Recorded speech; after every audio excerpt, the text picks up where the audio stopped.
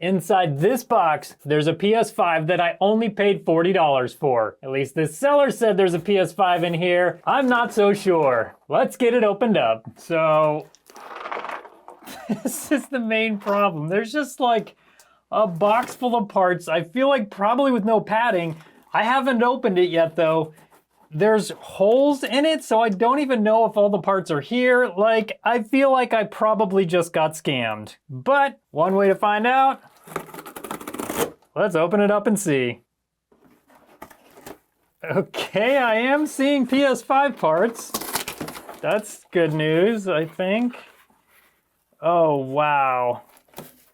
This is crazy. This is the part that worries me. The board is just loose in here. A lot of times what happens is these other parts will rub against the board and just knock a bunch of components off. And if that's the case, then this is probably not gonna be fixable. But I still have some hope somehow. I'm not sure why. Let's get it all unboxed and inspect. Okay, so let's get this board out of here if we can. I don't want to damage it further. Okay, we'll look at that in a minute. Let's see what else we have here. A metal plate that looks to be in, actually decent. Oh, that's all messed up. Another metal plate. Liquid metal all over, as I would expect. Bent here. These heat sinks are damaged, so not good there. What else do we have in here? It does include a fan with the Wi-Fi cables all up inside of it. Okay, so the fan might be the best part of this so far. All right, power supply looks okay. We do have the disk drive, and as far as I can tell, it's mostly undamaged. It's got liquid metal all over. We got it. It's bent there, so that's a problem. And then we have kind of this front plate here with the I/O board on it. Oh boy, it looks mostly there. Missing a ribbon cable here, but I think that's down in the box. What else do we have here? An empty bag. I'm guessing this used to have the screws and stuff in it, but they didn't bother to close it, so that's not gonna work very well. The fan cage. A little corner vent. This piece is just totally busted up. I mean, it's already hard for me to say I wasn't ripped off here. Like, this is just absolutely careless by a seller to just throw parts in here like this. And honestly, I'm not even sure what that piece is for. Okay, heatsink clamp. Wi-Fi cable. So, out of this entire PS5, these are all the screws we have. We do have the battery too. Now, before we go any further, let's have a look at the board and see if this is even something we should try and salvage. And I have to say, first of all, objectively, I was ripped off. This purchase was a ripoff. The seller did not deliver what he said he was going to deliver from the auction. Now, that being said, I'm looking at the board and there's definitely components missing over here. And I think there's a few others randomly on the board. I've got to get under a microscope to inspect some of the areas further. We've got liquid metal. Over here we need to clean up. The battery holder is broken.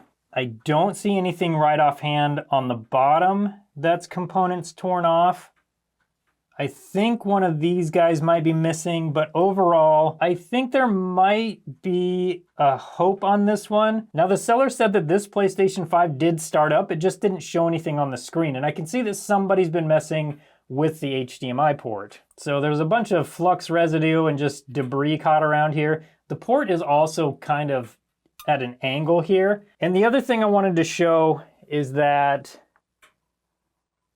this entire board is bent.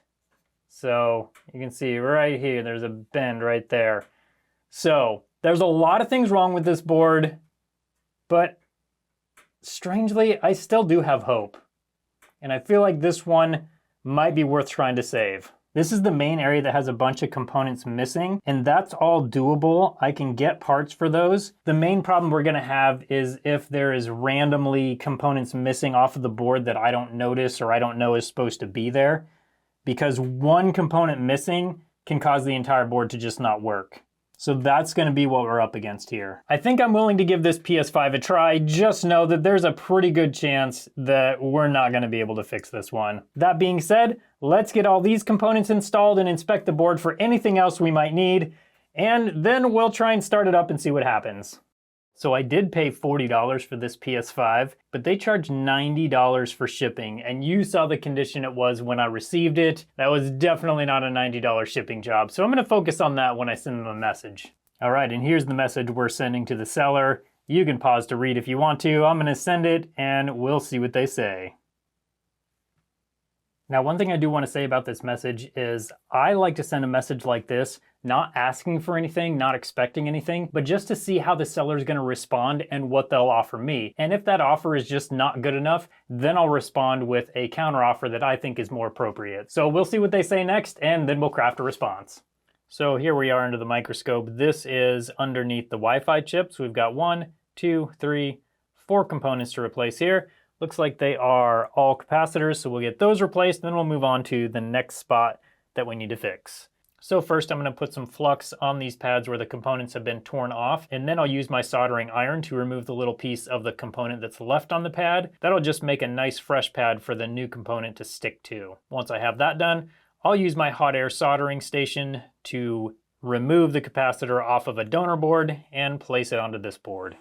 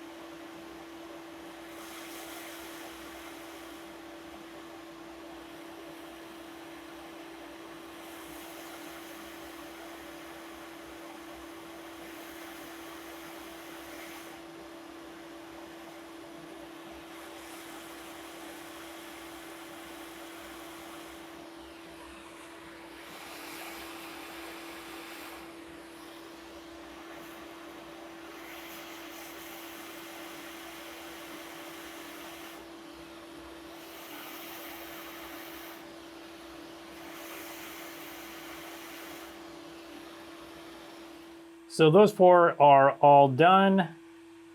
They're looking good. Let's move on to the next place that I found, and that is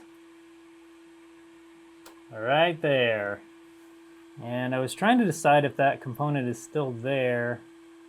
Okay, I think it might be. I'm not totally sure yet, though.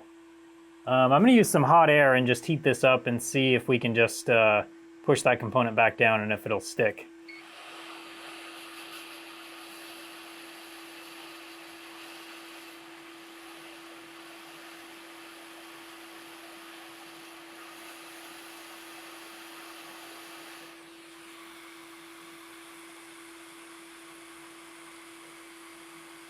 And it's broken.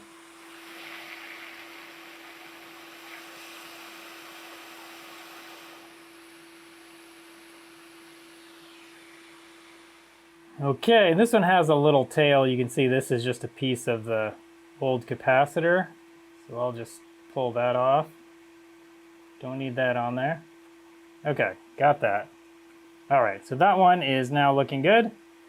The next spot we have to work on is right over here. This is the underneath of one of the RAM chips. And we just need to inspect this. I think I'm missing that there, but I can't tell for sure. So I'll just compare it to the other board, the donor board we have. Yeah, and we are missing a component from right there. So we'll get that installed. And actually looking at that, I see a couple pads that are also torn off from there. So let's clean those off. That'll make this new capacitor stick how it should. There we go.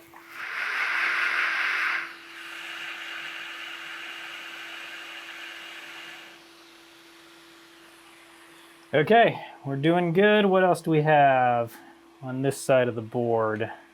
We do need to worry about that HDMI port at some point,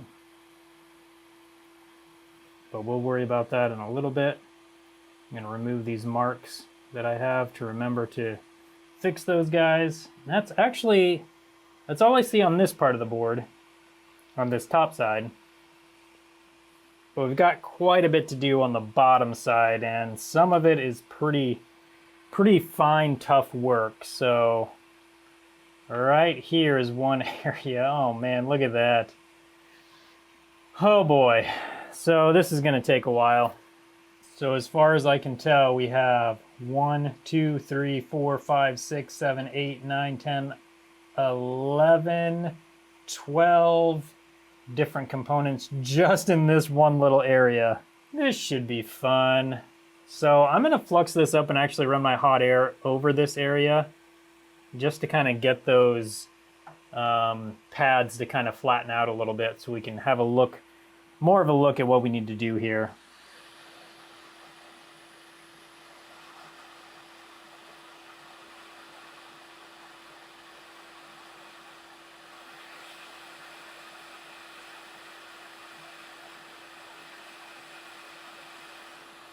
Can also see if we can fix this little resistor while we're in here.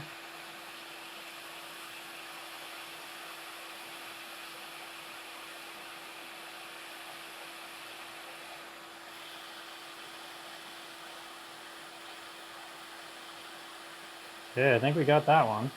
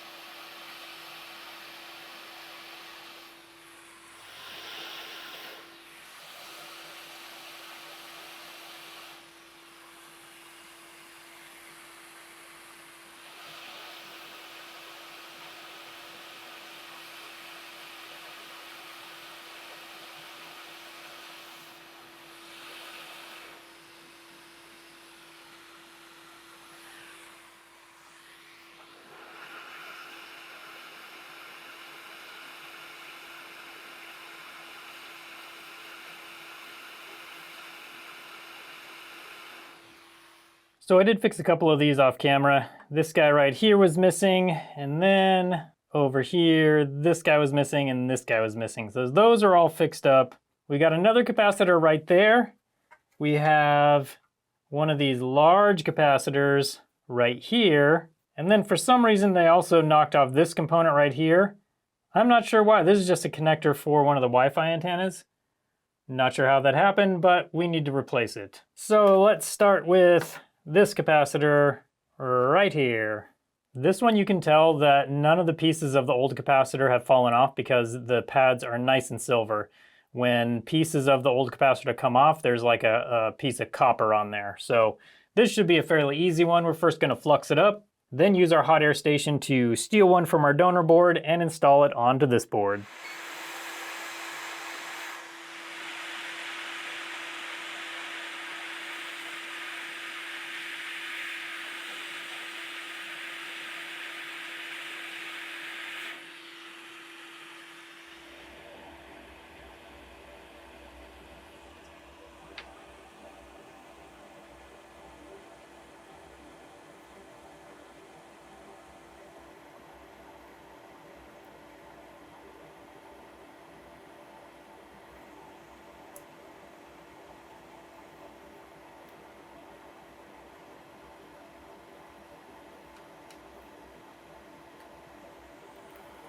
Okay, and at least the last major part of this that I see, other than the HDMI port, is this guy right here.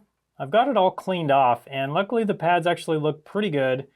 So what we need to do is place this guy on here like that, and then solder on the two mounting pins on the side, and then the one signal wire on the front.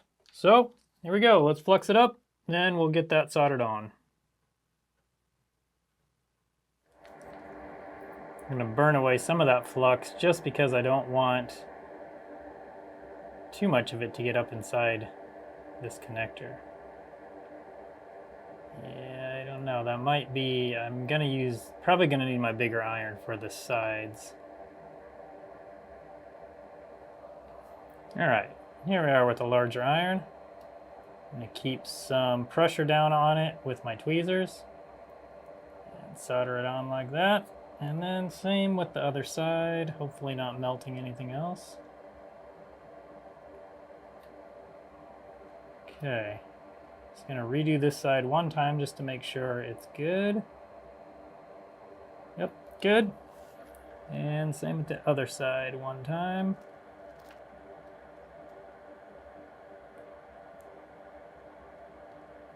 Okay, that's not going anywhere. I'm gonna do this front pin just one more time as well, just to make sure it's nice and solid also. There we go. And I don't think I even melted any of the plastic. That might be a first. While that flux is still liquid, let's clean up as much as we can just to help prevent it from getting down inside there. All right, and that looks great. It's a little crooked, but not enough to cause any problems at all. That's ready to go. So there's one other spot near the APU that I need to look at right there. Doesn't really fit under my microscope very well, but let's take a look at those traces. They might be fine, but I can't quite see. Okay, yeah, they actually look just fine. I don't see any problems there. The traces are not broken, so that should be fine. I'm gonna give this board one more inspection and then we'll get to the HDMI port. So I don't see any other missing components on the board. It is possible that I just don't see something, but I'm hoping that I got everything. Now we need to pay attention to this HDMI port. Now the seller said that somebody fixed it, but it didn't do any good. And looking at the port, I'm not convinced that's the case. Now, while it is true, I don't necessarily see anything wrong with this port, I also don't feel like it's been replaced. It doesn't look like the bottom pins, the mounting pins, have actually been melted. It looks like somebody tried to melt them, but they weren't able to do it. Now, it could always be wrong, you never know, but we're going to replace it and see how it goes. Also, I don't know what this is. I don't know what they were trying to use for flux. Looks like spray paint, but who knows? People try to use all sorts of stuff.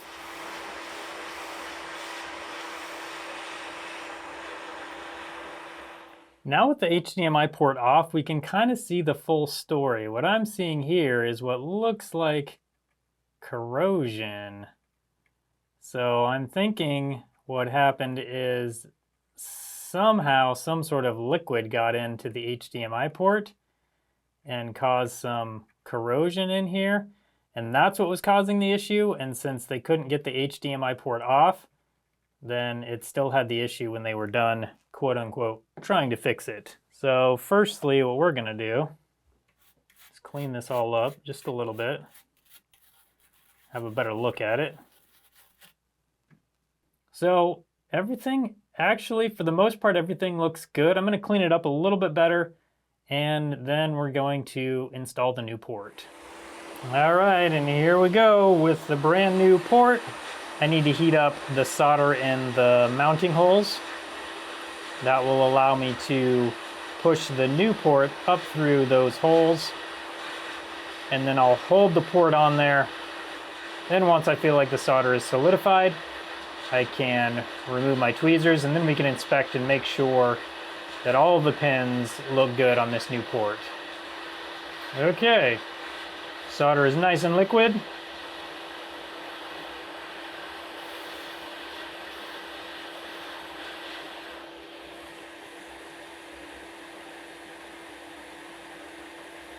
Okay, now what I'm also gonna do is get my tweezers in there, put some pressure on it, and just heat this all up again just to make sure that it's down nice and solid on the board.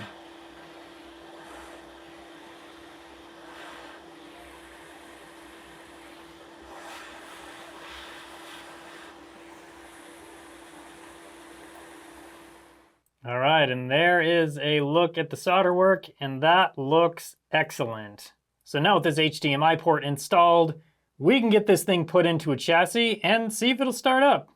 So I did go through and recheck that I had all the components in place. That's what all these red lines are for, because I circled each one after I checked each area. So I'm pretty sure I have everything in place that was missing. But we need to take care of this liquid metal. I think first, I'll remove any hair that's on it. And then we need to re-spread it, both on the APU and on the heatsink.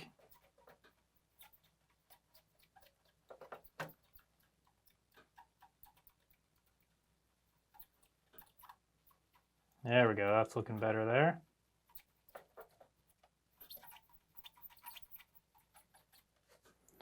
And then over here, got a bit of a dry spot there.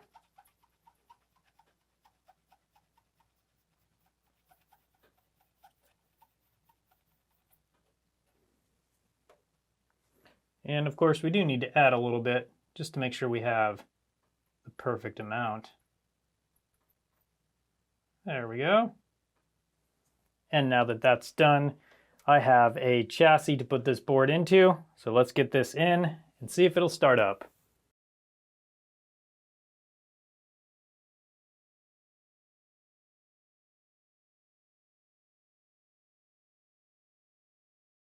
All right, all together. Now it's time to plug it in and see if it'll turn on. All right, and power cable plugging in right now. See if we have power to the disk drive. We do, that's good news. Okay, power button, here we go. Oh. Oh, it beeped once, but it's not doing anything. No lights, no nothing. Bummer. So I did take it back apart real quick and do a little bit of troubleshooting, and I did find a short, and I found that the short was leading to the south bridge. That's what heated up when I injected voltage, so unfortunately this PS5 is not fixable, at least for me. And unfortunately, I never heard back from the seller. It's been several days, so what I did is basically just opened up a return with eBay and let them know what was going on, added a whole bunch of pictures. And normally eBay will side with me, especially because the seller won't communicate, and I should be able to get my money back. I was really hoping I'd be able to get some messages from the seller to add to the story, but unfortunately they just won't communicate. This video definitely didn't turn out how I wanted it to, but it should at least be entertaining. If you like this type of video, you'll probably like the video where I bought a broken PS5 that was in a house fire, and I tried to fix that. I'll put that video up on your screen now so you can come hang out with me over there and see if I was able to fix it. Thank you so much for watching today, and I hope you have a good one.